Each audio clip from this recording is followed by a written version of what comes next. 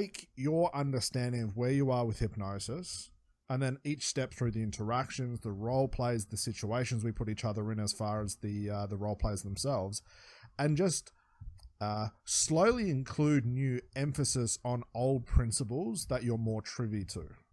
Yep. Okay. So what I want to do over the next quite a few sessions is stop the techniques, stop the strategies, stop looking at hypnosis formally as I'm going to hypnotize you, then I'm going to use some sort of therapeutic tool to enhance the trance and offer you a solution, give you new insights, give you new resources. And I want to backtrack. Almost look at this like we're going to reverse engineer and bring to life the principles that we should be spending our time and effort on. Now, the difference between being a principle and a technique is the principle is what governs a technique. All a technique does is express the principle in a more tangible form. The technique is the step 1, the step 2, then you move to step 3.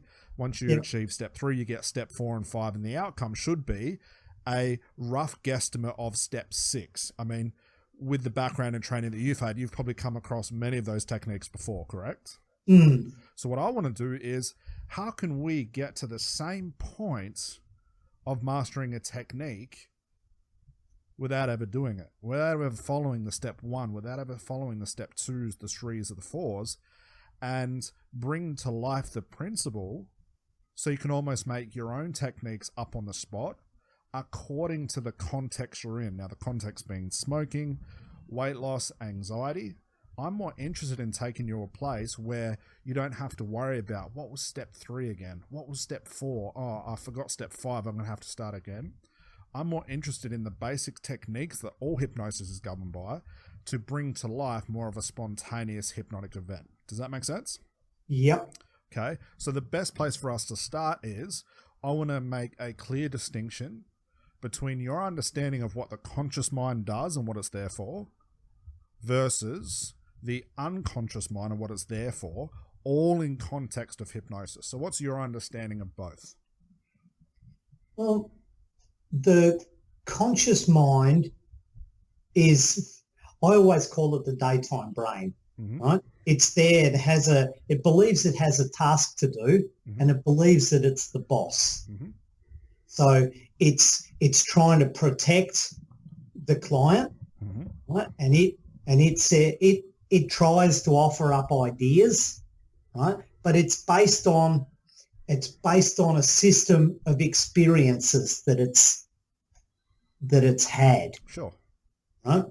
Now, the unconscious mind has a great deal more power. It controls things more or less autonomously, and it has done from the word go. Sure. Right? Before our daytime brain even knew anything. Right? So the conscious mind is good at pulling the handbrake on, and it will jump in as soon as it gets a sniff of something going that it doesn't understand. Right? So our objective as a hypnotist is to just move that to the side and deal with the unconscious mind, because the unconscious mind is very, very clever at solving problems. It really likes solving problems. Excellent.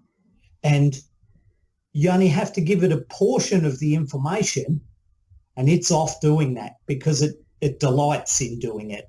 Excellent.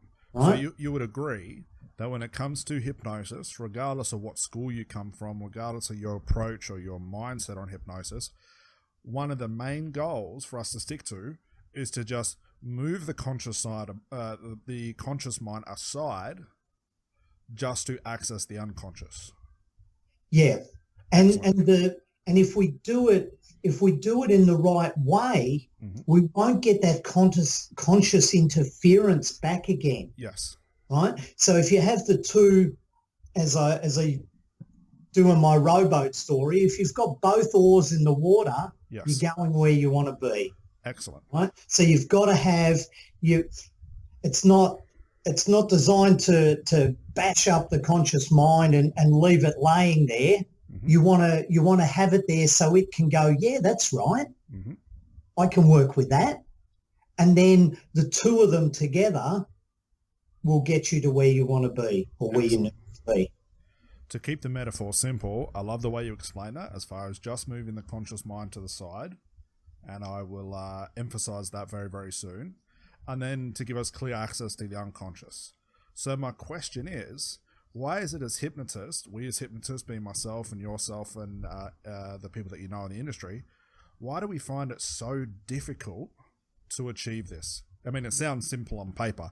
Move the conscious mind to the side and access the unconscious. So why is there such confusion, and why is it we as hypnotists find ourselves in a place where we say, I don't know what to do, I can't solve this client's problem, the session didn't work? Why do we find such confusion in that, do you think? There's a number of reasons. Mm-hmm. And one big reason is that sometimes we're not aware of which mind we're talking to. Exactly, yes. Right? So we could be talking to what we think is the unconscious mind, mm-hmm. and then all of a sudden the conscious minds jump back into that spot. Yes. Right? And run away with the conversation. Mm-hmm. Right? So there are key ways of understanding which one you are talking to, mm-hmm. because of the style of conversation that you will get back from the client. Mm-hmm. Now it could be explaining something in a story. Mm-hmm. It could be explaining something to the hypnotherapist mm-hmm. in a voice of a person that's the much younger self. Mm-hmm. So there are little hints and clues to who you are talking to, and you'll probably find that one is a little bit more argumentative than the other. Mm-hmm. And I think it's these principles that we're going to explore during this program. Absolutely. Okay. Yeah. What I want to bring to life is from what you said before, which is actually the perfect segue, because this actually is the seed of this entire program, is that sometimes, and hopefully you agree with me with this, is, well, I'll start with this. When we're hypnotizing a client, hopefully you agree, that once we've done our induction, we've used our fancy language, we might have even employed a technique, that we need to resist believing that once we get rid of the conscious mind once, it'll be gone for the entire session. Oh, he's just sitting there on the side. He's waiting to dive in. The mindset I want us to have is we need to expect that the conscious mind will be ready to interrupt us at any point along the way. We need to believe this without a shadow of a doubt. Just like we believe our clients have a conscious and an unconscious mind. This needs to be a cemented presupposition. And it all comes back to the fact what we first talked about. The first part of this conversation was to say, we just need to move the conscious mind to the side to access the unconscious. What I want to do to enhance that is to put a continually at the end of that, is to say, we need to continually, over and over and over, get rid of the conscious mind at any point to access the unconscious. And our job, instead of trying to solve a client's problem or figure out the best technique, the best strategy, is just to say to ourselves, how creative can I be to repeat that process of just moving the conscious mind to the side to access the unconscious? How spontaneously and creative can I do that over and over and over again? Now, if we wrap our mind around that, there should be no confusion, or a hypnotist should never be stuck wondering what to do next. Where we do get stuck is because our technique doesn't work the way it was said to have worked.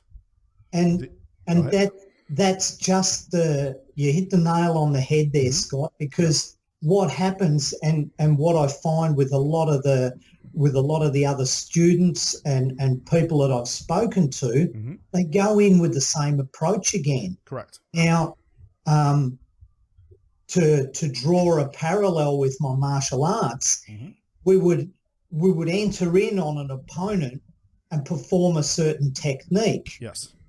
Now, if you do that too often, he's already onto you before you've moved. Yes.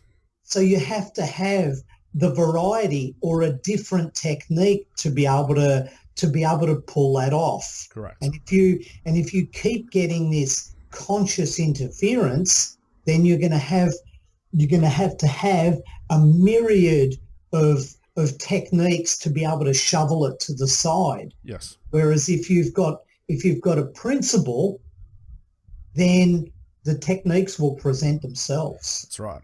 We want to spend more time developing the principle and learning how to express that principle creatively rather than back to front. Yep.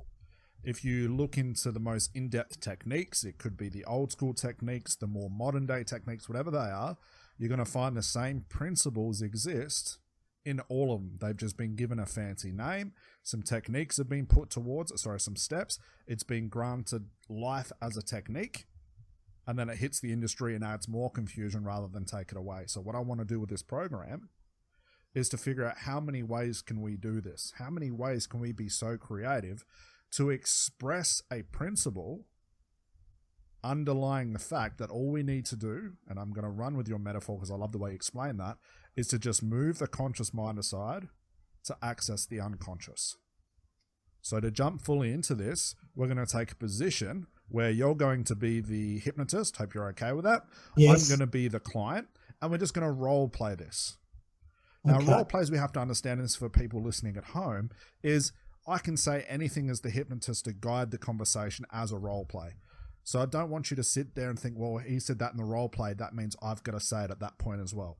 What I do want you to take from a role play is what I call the decision tree, is to listen to these role plays. We will have some real sessions as well as a part of this program, is to think, well, he said that. Actually, I might have said this instead, or I could have had this option, or I probably would have done this. What you're doing is creating the pattern of curiosity inside your mind. And it's this curiosity that's going to fuel our principles. Okay, so I want to start off with a real easy one. Your only goal right now is, and I'll try and embody the personality of a smoker, even though I'm not a smoker, we'll hit the ground running with a smoking client first, is to just do this. I want you to explore my problem as much as you can without trying to solve it, without using hypnotic stories that I know you're well versed in, trying to use any hypnotic language that I know you're an expert in, anything like that. And let's just explore the problem and find out how has a client got to this point where they believe they're a smoker, or how have they created a life, or even why have they created a life that involves smoking, and why on earth can they not stop it? If someone can start it, there has to be a reason why they can't stop it. So let's just investigate, see where we go. I'll try and move the conversation one way or another just to tease out certain principles. Then we'll backtrack over the role play itself, pull out and highlight the principles used, and I'm going to ask you, why did you go there instead of here? And let's just have a natural conversation and see where it takes us. After all, this is a program in advanced conversational hypnosis. As soon as we label it with advanced, you would think, well, they're going to add more techniques. They're going to reveal the secrets of a true master hypnotist. This is not the program. What I will be doing is taking away all the things that we normally rely on as a hypnotist and say, hey, we can get to the same point without ever having to worry about those 10 or 15, 20 step techniques again. Does that make sense? It does. Excellent. So I'm a smoker. I'll try and embody the smoker. The floor is yours, and let's just see where this goes. Okay. G'day, Scott. Hello. How are you? Yeah, good. Thank you. What problem have you got with your smoking? Well, Michael, I have tried every way to try and quit. I've tried patches. I've tried the electronic cigarette.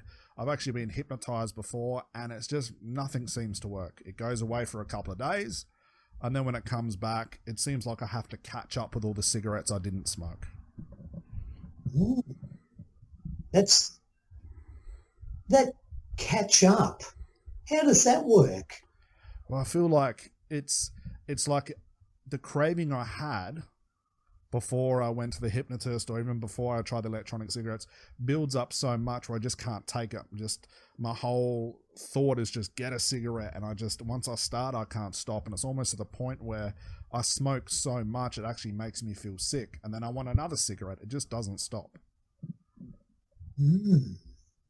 So it makes you feel sick. Correct. Makes you feel sick, but then you want more and more. How does that work? It's just because I smoke so much at that point where I decide and say to myself, I have to go back to smoking. It's like I'm catching up for the days that I missed out. I just can't understand it. Catching up. Catching up on what? Just the cigarettes I didn't smoke while I was trying to quit.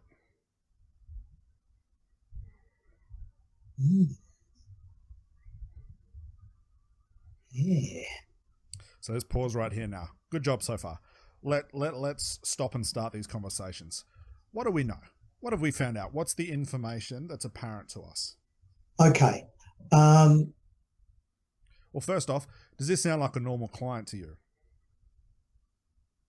Yeah, there's elements there where they just don't understand why they can't stop. You've heard the same stories before. I can't stop. I've tried to quit. Nothing seems to I've tried this, and hypnosis before. Yes. It's nothing uncommon. It's nothing you haven't been presented with before, right?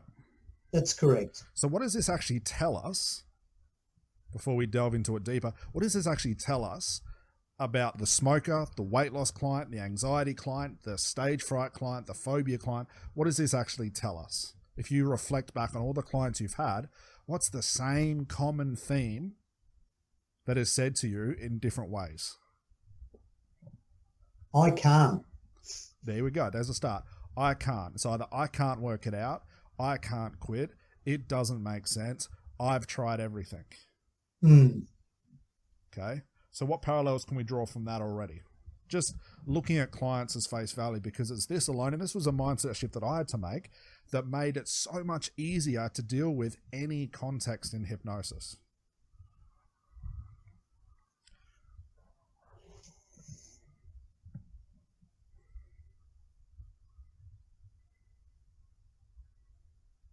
What can we draw?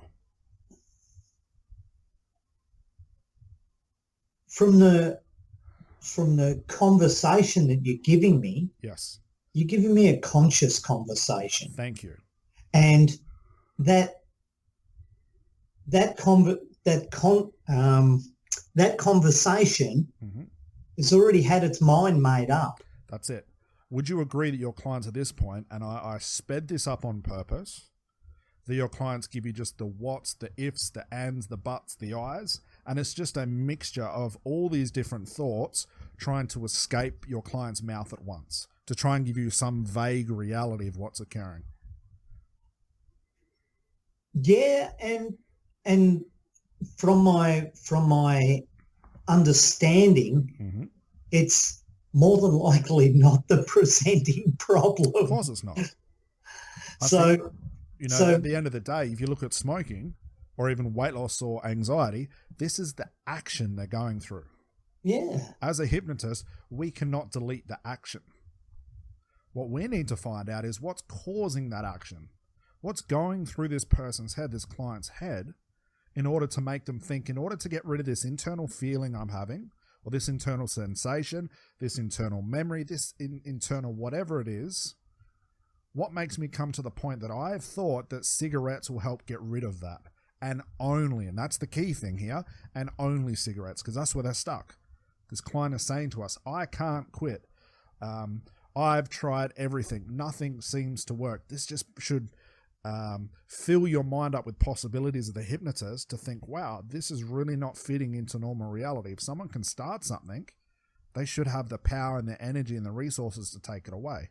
But it's not the case. If hypnosis was that easy, we'd be able to read that script or that piece of paper and get through it. And sometimes that does work. But I'm not interested in the sometimes. So what else do we know about this client? What else have we found out? What are you curious about?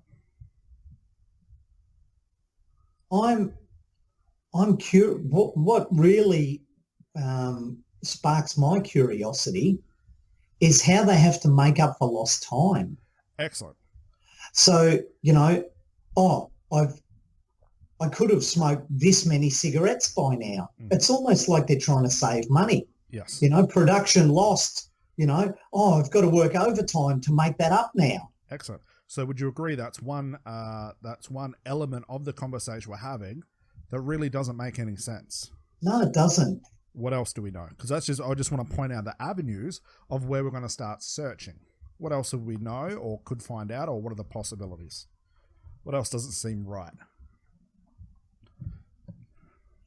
What doesn't seem right is that they could do something that makes them sick, yet they keep doing it. Excellent. So that's another different conclusion. That defies logic. There we go. It defies logic. Now, we might be thinking, hang on, we don't want to defy logic because that's conscious.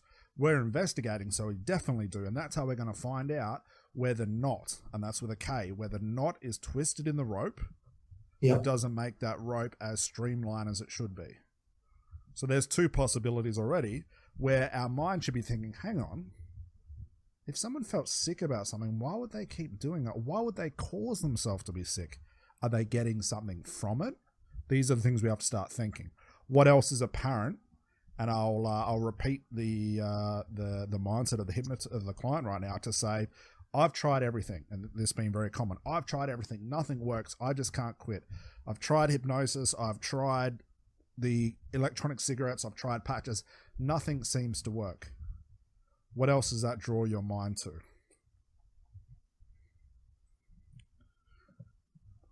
Knowing that I'm sitting in front of you as you're my hypnotist. Well, I'm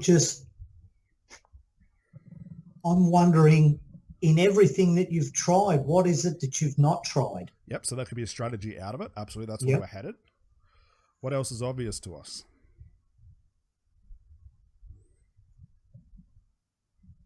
Knowing that he's tried everything, but he's still sitting in front of you. He still believes that there's an answer. There we go. There still has to be something inside this client that makes them feel, hang on, I've done hypnosis. I've done the cigarettes. I've done the chewy. I've done the willpower thing. I've done everything, Michael. And your client can repeat that over and over, and you can start to actually believe that as a hypnotist. So we need to start thinking outside the box to think, well, if you've done everything, why the hell are you sitting in front of me? Yeah. If it failed the first time, what's the mindset you have that makes you think it won't fail the second time? These are the thoughts we need to start having. And the only way for us to do this is we have to think outside the box from our client. We have to stop believing, I would say, a good 90 to 95% of what they're saying. And usually you're going to get a lot of this, what I call conscious fluff, at the very start of the conversation, which is to say, client, what is your problem? Tell me about it. And they say, well, Michael, listen to this. Blah, blah, blah, blah, blah. And they go through this rationale that they have rehearsed in their head over and over and over, because it's the same conversation they have with themselves. It's the same conversation they've had with all their friends when their friends say, why don't you just quit? Well, I can't. I've tried this. Nothing seems to work.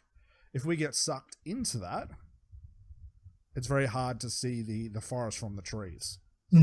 If, however, we jump too far ahead and say, wow, I've got a smoker coming in. I've got a technique for that. That's going to cause us some issues as well. Why? Because we still don't know what it is. Yeah, we've got no idea what's causing them to smoke. That's it. These are the things we need to fix. Only their unconscious can tell us that. That's right. It's like going into a doctor's office and saying, my body hurts. And the doctor said, okay, here's a Band-Aid. That's quite abstract to think, because the body's a large place. Is a Band-Aid good enough? Where should I put the Band-Aid? What is the Band-Aid for? A good doctor would turn around and narrow things down. Where on your body is it sore? Is it on the left or is it the right? Is it the outside? Is it the inside? Is something you're feeling? Have you tried to heal that before? What medicine have you been taking? Is it painful now? Is it painful when you move? This is what a good doctor would do to narrow down to find out it's not the body that's sore, which part you need to tell me so I can treat it accordingly. Does that make sense? Just as a weird metaphor. Yeah. Okay, so let's continue. You know these things. You can take any path you'd like. The idea of me having to catch up, the idea that I'm sitting in front of you, although I'm confirming to you that hypnosis doesn't work and that I've tried everything, I'm the master in failing, or any of the avenues. The floor is yours. Let's pick it up. How did you feel when you were hypnotized? You know what? I just sort of sat there. I was really relaxed and I thought it worked. But a couple of days later, I was so stressed at work. My boss was yelling at me. And all I could think about is, please give me a cigarette. I would kill for a cigarette. Ah, that's quite good. Yeah. Yeah, because you had something and then you had a change of mind. And what's got me curious is what stress level does it have to get to trigger this? Well, now, because I've started smoking again, at the smallest hint of trouble or stress, I smoke. It was just like, on that very time, it's all I could think about. It just swamped my mind was, get a cigarette. I just couldn't help it. And I think if I didn't have that stressful day, I'd still be a non-smoker. Hmm. So it's not the smoking that we need to solve. It's the stress we need to solve. And pause right there. Right? Excellent. So where are we at right now? We've given them a different slant on their problem. Mm-hmm. And when they look at things differently, mm-hmm. then we can expect change. Mm-hmm. Because they're not on the same, they're not in the same groove on the record anymore. Excellent. They've shifted. Yep. And let me ask you this, and where you're going could be absolutely right, but just to make this exercise fruitful for us both, who made the assumption that we need to fix the stress and not the cigarettes? The stress came out of the conversation that I got with you. Absolutely, it did. So it's definitely a common theme. But then who made the assumption that we should fix the stress and not the cigarettes? Or that we need to, I think was the words.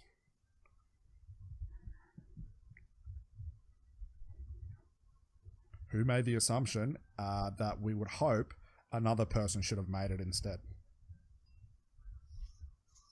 Who needed to have that realization?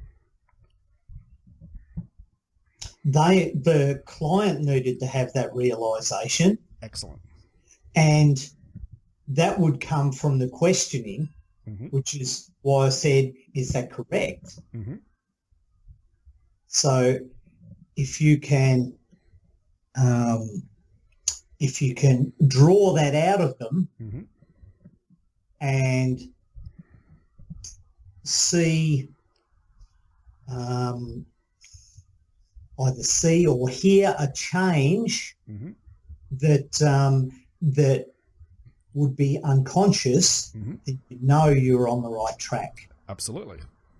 So there's one opportunity. So let me ask you this. And with this role play, there's no right or wrong. I just want to steer you in so many different directions to make you think on the spot. How do we know, knowing that we're not hearing or seeing any unconscious moments, because this is a role play, how do we know that stress is even the issue?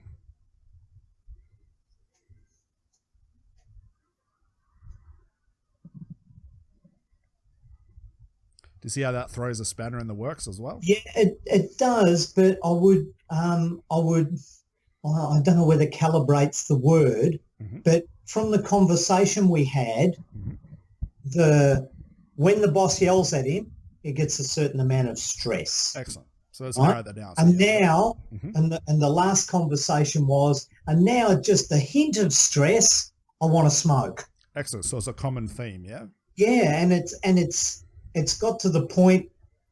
It's got to the point now where they're almost anxious about the stress, mm-hmm. and oh, damn, I better smoke because it's a preventative measure. Excellent. So let me give you the three outcomes of what can happen right now. And again, this is just you can steer this anyway. We're eventually going to get where we need to go. Okay. Yep. The last comment you made, or the last question was, so we need to fix the stress instead of the cigarettes. Am I correct? Or something along those lines. There's only three possibilities I can come out with. The best case scenario, and this is the one we're always going for, is that if I look at you as the hypnotist, being you and me being the client, with that dazed, confused look on my face, which means that you've hit the nail on the head. And they've realized, oh my God, it was never the smoking, it was the stress. You're a genius. Session's on its way to being a success. If I turn around and say yes and agree with you, that also leads us down the right road. So my question to you is, to make this a little bit tougher for you, what are you going to do if I turn around and say, no, Michael, you haven't been listening to me. I want to quit cigarettes. Let's go down this path. I want to see how creative you can be. What does this just hold us? Where has this taken us? Or what's just occurred? Well, I'd like to know what else you need, or that your unconscious needs to reward itself with the cigarettes. Excellent. And pause right there. So what have we asked the client? What's the purpose with that question? Well, the reason being is that I've heard all the excuses as to why I have to smoke, right, as the client, because I'm stressed, because